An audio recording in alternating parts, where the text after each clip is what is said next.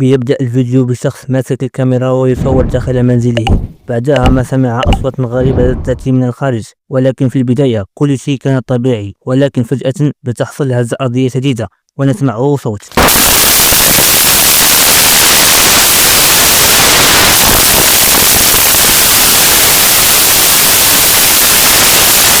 وقتها هذا الشخص خرج من منزله من أجل أن يرى مصدر الصوت والهزة، وعندما يخرج من المنزل يتفاجأ بسيارة تسقط من السماء، وبعدها بتحصل هزة أرضية شديدة للمرة الثانية مع صوت خطوات عالي يقترب منه.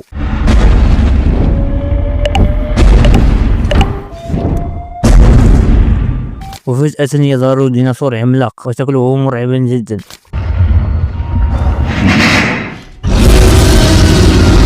ويعود الشخص إلى داخل منزله والديناصور كان يتابعه، ويحاول الشخص أن يغلق الستائر على أمل أن الديناصور لن يراه ويذهب بعيدا. ولكن لسبب غريب ومجهول الخدعة تنجح، ولكن الديناصور لم يذهب، ولقد حصل أمر مرعب جدا.